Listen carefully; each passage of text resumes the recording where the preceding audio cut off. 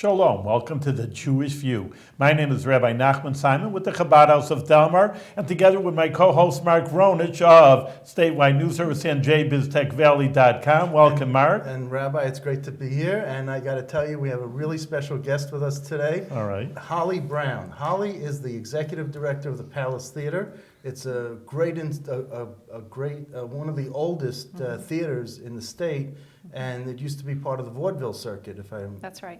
So Holly, welcome to the Jewish Thank View. you. I'm glad to be here. Why don't you start with the history of the Palace Theater? The history of the Palace? And we'll move up to the present and the future. I can do that. The Palace was opened in 1931. It started out, as you said, as a movie house that RKO ran.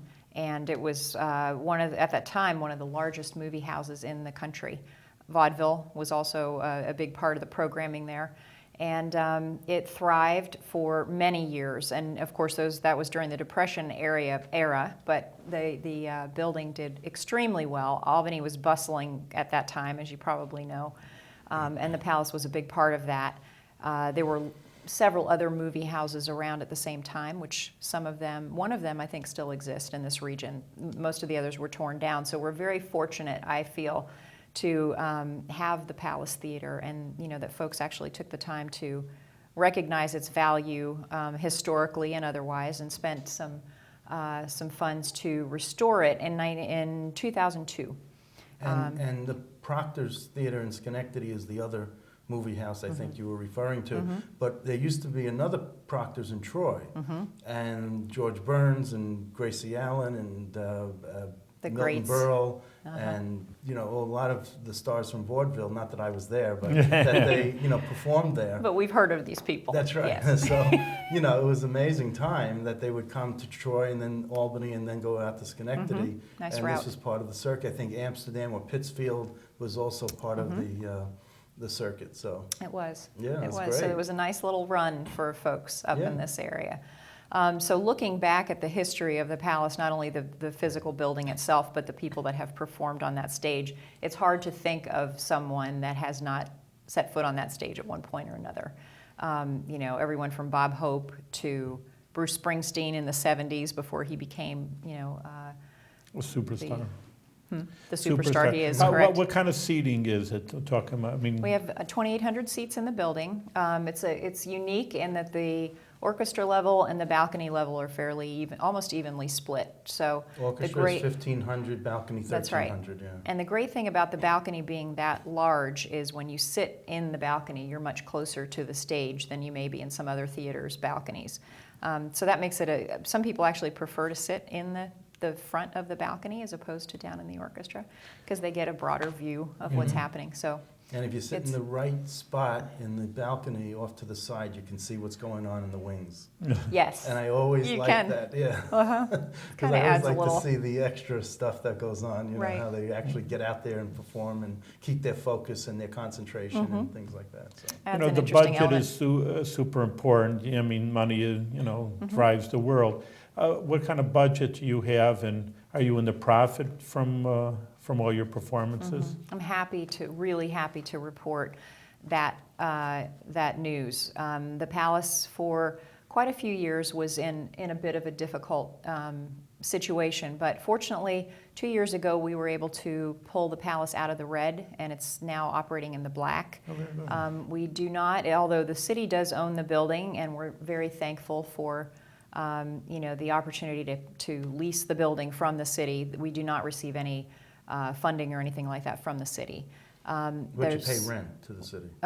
Very minimal rent. Minimal? Yes, okay. Very minimal rent. So that might be the trade-off? That is the trade-off. Okay. That's exactly right. And it's a nice trade-off. But happily, being a nonprofit organization, a lot of people don't realize the Palace is a nonprofit. Many think the city owns and maintains the building.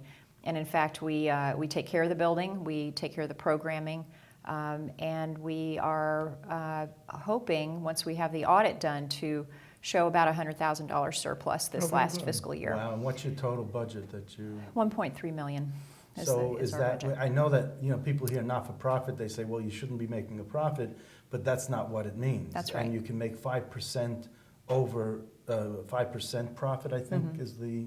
I believe that's, so, yeah. so you're within that range. That's right. Yeah, okay. And then, of course, those funds are put back into the building. The last fiscal year, we had a nice surplus, not quite as large as the one we have now. And through some grant funding and that surplus, we were able to invest in a digital projector. Oh, We've that's had a wonderful, 35 yeah. millimeter projector in the building forever, which is fantastic, and we want to keep showing 35 millimeter films because some people actually prefer that. There's a nostalgia around that people enjoy. But the digital projector rather gives us an opportunity to show many things that we wouldn't be able to otherwise, especially since film is now starting to disappear. We're thin. Yes. I mean, what kind of So to speak. performances, like the average, I mean, how many movies would you say or live performances, orchestra go on during the year, and how many days are out of 365 you have performances? We have about 125, last year we had about 125 nights booked.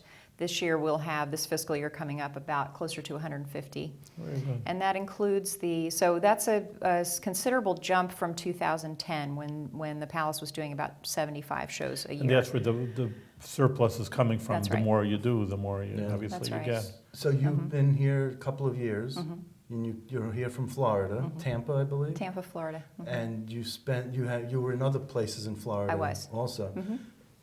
What's your feeling now that you've been here 2 years where you've experienced the 4 seasons twice? Love it. You love it. I am in love with the seasons. You don't find too many people from going from I know. Albany to Florida. That's what You're everybody you says. Jenny, yeah, but you don't go Everybody the says. other way. But I guess you're an exception. I'm an exception to the rule, Are and you a I'm very skier? happy. I have skied once, and that was a long time ago. But I can't wait to try it again. I keep meaning to get out the two winters that I've had here, but the winters typically are busier time in the theater, so it's a little bit more difficult to get out. But this winter, I'm going to make sure I get out All right, and good. give it another How shot. much staff do you have at the Palace? We have I call our staff a mighty staff of Yes. 10. Okay. So we are growing the organization, and that comes, of course, with being able to, afford to hire folks. As we increase the number of shows, obviously the demand on our staff also increases. But the goal is really to continue to expand our programming and really develop the building as more of it is very much a community space now. We host a lot of local dance recitals, graduations, those types of things.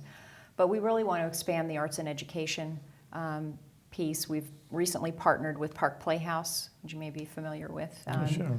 And in Washington Owen Park. Owen Smith, yeah. who is he's doing double duty now as managing director for the Palace, and he's the producing artistic director at Park Playhouse. They have Oliver running currently, which is a fantastic show, and the kids are professional quality actors. You want more? That's right. I saw it a week ago, and the songs keep repeating in my head. They're so wonderful. But bringing that relationship with Park Playhouse more into the Palace has really helped us with our arts and education program. They have The Albany Symphony is part of the. I mean, how is it part of? Do they rent or you? Yeah, what's your relationship with the Albany Symphony Orchestra? Yeah, right. So the Albany Symphony Orchestra calls the Palace home. We're very happy about that. David Allen Miller is an incredible talent, and we're very happy about that. The Symphony does about 11 concerts in the building during the year. Because they also go to the Troy Music Hall, don't they? That's right. Okay. And then they do some limited things at RPI as well. But Troy Music Hall and the Palace are their two primary venues. And so we host their concerts that are included in their subscription series. We host, they do a couple of school-time shows for children. Last year, David Allen Miller dressed up as a baseball pitcher. He was fantastic. Yeah. And all of the people in the orchestra dressed in baseball attire. And he themed the whole performance for these kids around that, so they could really understand and appreciate what makes up an orchestra and how everyone must work together. Just interesting. We had David Allen Miller on the show, but I mean, I just feel I also love the orchestra, but you say 10 shows out of like 150 days. I mean, it's just that the real arts. I mean, I shouldn't say that. I mean, the Sure. classic arts. Maybe that's the best word. The children do not appreciate, and so it's good to educate these Yes. kids to see what real. I shouldn't say real. I know what you mean. Classic, Sure. real music is. I have to agree. ask you, after 2 years of being here, what do you think of the arts community here? Is it down? Is it vibrant? Is it needs improvement? So is the whole Capital District the you're Capital asking? District, yeah. I think the arts community here is extremely robust. I was really quite amazed when I moved here and started exploring, the community in general. The amount of talent, first of all, in this region, from acting to singing, dance, is incredible. And again, I'm coming from a very different market. You may know Florida fairly well. And we do certainly have, our wonderful performing arts centers in Florida, but from a grassroots standpoint and a real community position of community support, this area is Second to none? It's incredible from any market that I have lived in. I mean, it's the number of outdoor festivals that go on, and the wonderful things that go on at Park Playhouse, as I mentioned, at Proctor's, of course, at SPAC. And even in the smaller town parks, they Yes. have live performances in the town I parks find it around amazing yeah. that all of this can get enough support, and I know that there are more grants and that type of thing here than there are in Florida. It seems to fund this type of thing. What you say about Florida is interesting. I know we're all Americans, but you found any differences of the likes and dislikes of Floridians compared to Albanians? Like maybe they like more concerts, or just people are all the same whether you're in New York or Florida? I do think it's different. I think there's more of an appreciation of the real, as you say, the real performing arts, or the really, what people expect to see or be a part of when you use the word performing arts. The classical music, the theater, the opera, the dance. I think there is more of an appreciation for that here.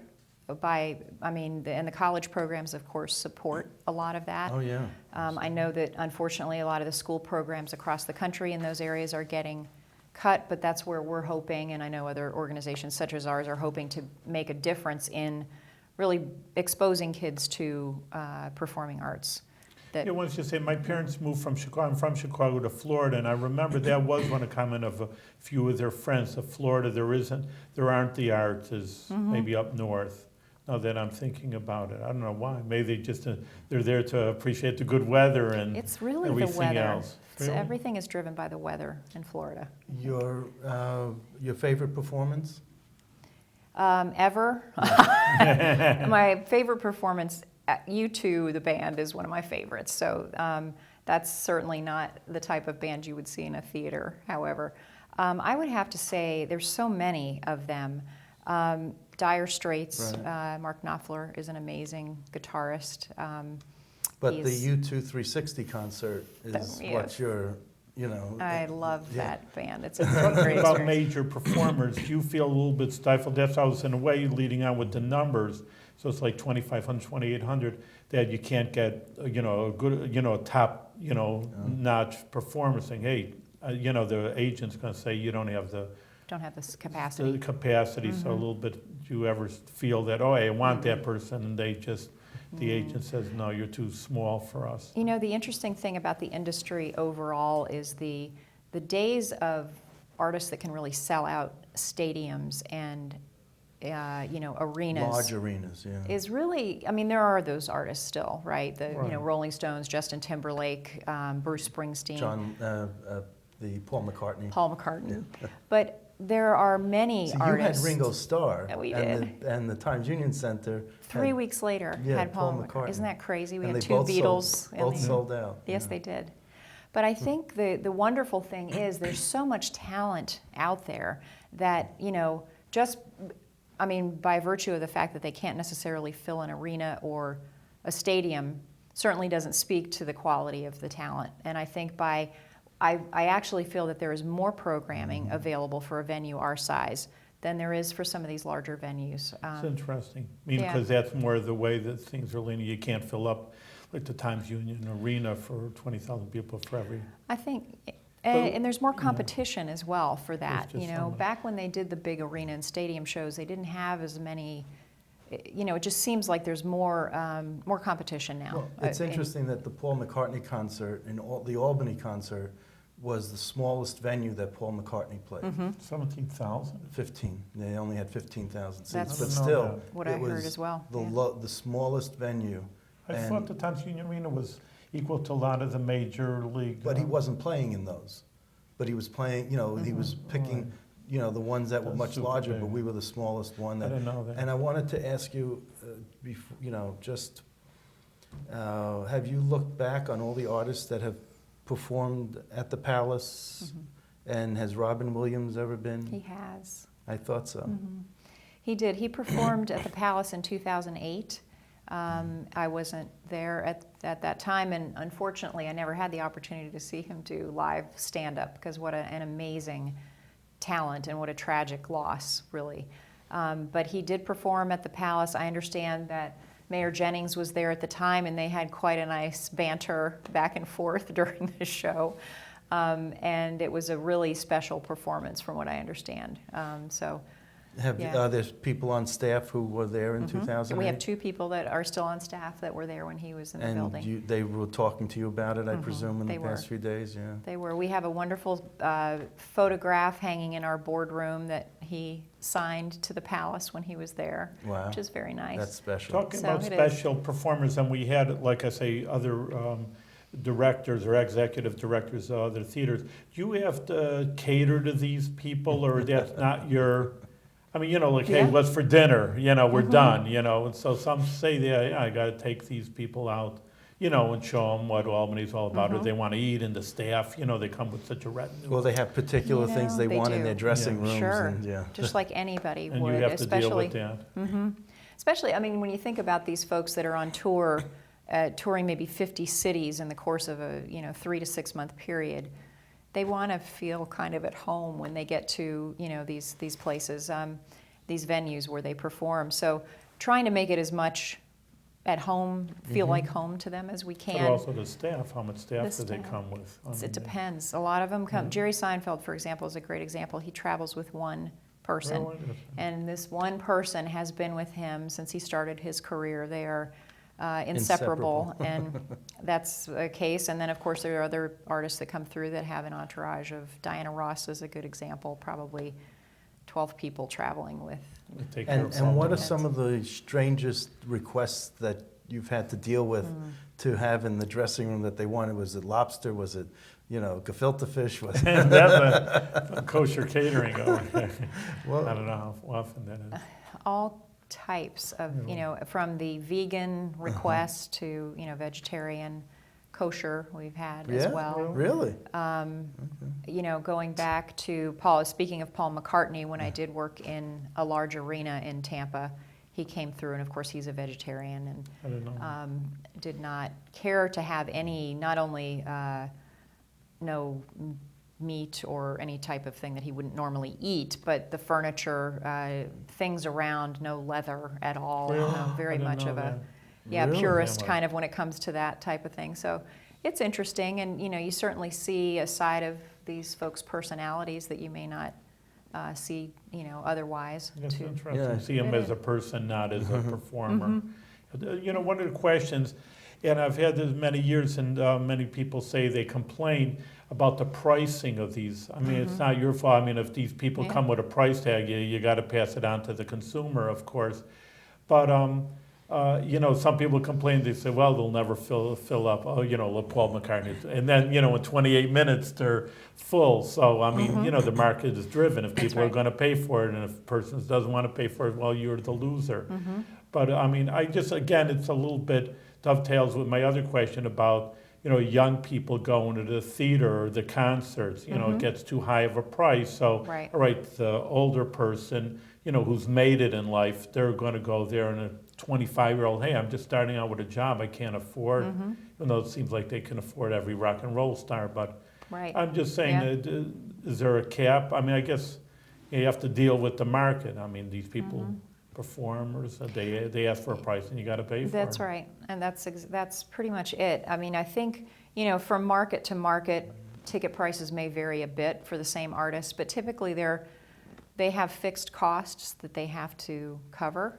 And so the ticket price is really based on that. And I think as the industry, again, has changed over the years, I mean, I can certainly remember going to a concert that had the Eagles, Fleetwood Mac, and maybe 2 other bands for $15. You just don't see that anymore, because I think there are so many folks that have their fingers in the pot now, from the managers, the tour managers, the record labels, the record distributors. I mean, and there's a lot of sometimes the props, aren't they? I mean, I just yes, recently absolutely. they said, because it was interesting, Rolling Stones went to Israel, but I mean, it was a world tour anyway, and they say the prices were incredible, but they say it really wasn't even that much them. It's just, like you say, the retinue and the props. I don't know what they were doing there, but it would just cost so much money that you're traveling overseas on top of everything. Traveling with that type of equipment, equipment all is the people very and- expensive to do. I'm asking this delicately and gently, but how much of a markup on the ticket price that that they need to get do you need to get? Do you need to mark up the ticket so that you make a profit or you do well with a show? I don't know that I could come up with a percentage per se. We do rent the building to a promoter who's taking the risk on the show. So we have, of course, our expenses will be covered, and then we charge a rent for the building. I see. And that's just part of the expenses that any tour or any show has to cover when they travel through. And who do you rent it to? We'll rent it to, there are many, which is the other thing I was so surprised about and happy to see in this area, are the number of independent promoters. Really in Florida, in my experience there, Live Nation, AEG, those big monster promoters have really dominated the market for the most part. In this region, I work with 6 different promoters. You see, it's this region, or these are national companies too? These are regional just only folks. regional? Well, that's very interesting. It is. It's wonderful. I think it's fantastic that exists still, because there's something special about working with. It's the difference of, is it your money or is it your company's money? And when it's your money and coming out of your pocket, the perspective and the desire for a show to do well, I think is different. I remember when the Palace hosted the national premiere of Ironweed, which was shot in Albany primarily. Right. But I was there at the Palace at the time, and everyone was walking in with their fur coats and their diamonds and their jewels, and they were dressed to the nines, and they were going to go over to the hotel a couple blocks away and have a fancy smorgasbord of food. And you would think that the dichotomy of that with the Ironweed was based on poverty and talked about the dregs of society in Albany. And here you had everyone coming in with dressed to the nines. It was like, oh my gosh, everyone should have come in rags to That's be ironic. part of that. That is ironic. But I mean, you did have a national premiere. I mean, I thought that was a phenomenal event and put the Palace in a very nice spotlight.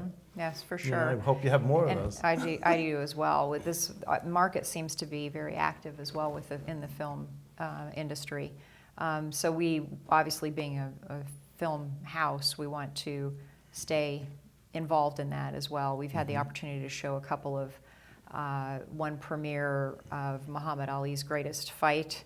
That was the film made about his fight with the Supreme Court with regard to being drafted into the military during the Vietnam War. And that was a great experience to be a part of, because the show, or the film, is now on HBO, or it was recently, but that was the first public viewing of that film, and a lot of it was shot here in Albany. I didn't know. And I didn't know a lot that of people, a lot of people didn't know. I didn't know about it either till someone brought it to my attention. But How does going from being a marketing and communications director in Florida to executive director here in Albany, how is that different? I mean, I know what the 2 titles mean, but when you got a staff of 10, I mean, how does that, what was it like for you to have that transformation? it was fantastic. a little scary sometimes, but really great. The benefit, I believe, to the marketing and communications area is really in this. I've been in this business for a long time, and I'm sure, as in other businesses, marketing really touches every piece of a business. You really have to understand, how the business operates and what your strengths and weaknesses are, and where your revenue sources are. So, in a sense, coming from that background, I had a good understanding of how an organization runs. So I was very thankful, as I said earlier, to have the opportunity to run such a fantastic building in this fantastic area. Very fortunate. I see from the bio I have on you that you enjoy hiking. I do. Is that This is what great. excites you? Yes, I love that. Tell me where you've been around love here. that. Have you gone to Thatcher Park or have you gone to the Adirondacks? Where have you hiked? I've hiked in Thatcher Park a few times. Potterkill Preserve, which is near Schenectady, kind of Rotterdam area, is a beautiful place to hike. Lots of waterfalls. And I remember the first time I went hiking in this area, I thought everything looked like the Lord of the Rings movies, because everything was just so green and there was water flowing everywhere, and it was nothing like you see in, Florida has its beautiful parts, but don't it's get me flat. wrong. It has but its crocodiles and Yeah. alligators. it does, and it does, and it's heat, which really Right. gets you after a while. Beautiful beaches, of course, but nothing like really the landscape here that is just so lush. You and look like you're in beautiful. good shape. So is that something, have you been to the Adirondacks? Have you climbed any of the high peaks? Not or- yet. Not We're yet. going to climb Giant with a friend of mine, which I understand is one of the, high peaks that is probably something I could do. I'm not like a professional mountain Well, person maybe I'll yet. take you to but- Algonquin Mountain and we'll go on that. Okay. Okay? All right. Oh, great. Is that one of the high peaks That's also? the second highest peak in the Mount Marcy is the highest. Mark, but- you're in that good a shape? over I there? am. Yeah, I all did, right, there I you did the go. Grand Let's Canyon go. 2 years ago. From Really? Yeah, Very good. 3 years ago, something like Wow. that. And I did the Grand Canyon from the north side to the south side and went down and up. And Oh my yeah, gosh. so That must have been an amazing yeah, experience. I had to train to, Sure. a few months before, but yeah, that's, But I did Algonquin once, and when about 20, 30 years ago, but when you go down, when you start at the base, by the time you get to the top, the weather is totally different. It's you got to dress for rain heard or that. spritz or something that's precipitating Right. up there. Feel like you're in a cloud. It's that high. I when I went to Colorado, Breckenridge and Denver, they said, "Oh, you have hills over in New York. We don't." That's right. Our mountains start where yours end. That's right. So it's a different perspective of Sure. of air quality too. That's and yes, lack of that's air. definitely true. Lack of air quality up there. And out you grew there. up in Springfield, Illinois. Springfield, Illinois. Which So is the capital. It is. So in And- another capital. Another capital. Love that. But we left there when I was 5 and moved Oh. to Miami. So I didn't have a whole lot of experience in the cold weather until I came Well, here, now you're other back than over here. Chicago. Yeah. a bit Back to in Chicago. But and Miami was a great place to grow up at the time. So I've been in Florida the large part of my life, which I Not a love weather Florida. shock coming after. So But then so many years. What do we have to look forward to coming up in the next year at the Palace? Palace. Yeah. We've got some great shows coming up. This will probably be our busiest season yet. Of course, we'll have the Symphony in again. We are, in our partnership with Park Playhouse, we're presenting some school-time shows, arts and education shows. And Park Playhouse is actually going to present those for us. In the past, the Palace has brought in kind of an outside company from a national company to put on these children's shows, but Park Playhouse is right here in our backyard, and they're extremely talented, so we see the benefit of engaging them. So we'll have probably 8,000 children through the building for That's free. good. And what about come to performances see. and art and rock concerts and things like that? We're going to probably get a date with Martina McBride for all the Okay. country folks out How, there. how in front, in the future dates, like from now, you have it booked, what, a year in advance, 6 months in advance? or- It varies according to Really? the show.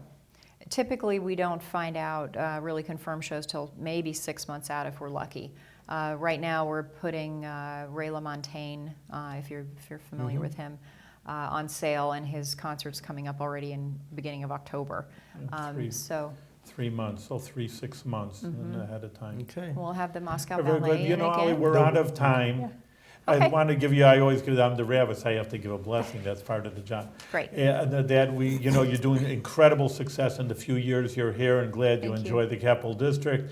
And we just give you a blessing, you should continue to grow and to do good things in the Palace for all the people really in the Capital District that enjoy this, and all do it with a good health. Yes. Absolutely. Thank you. And best of success. Yes. Thank you very much. Thank you for having me.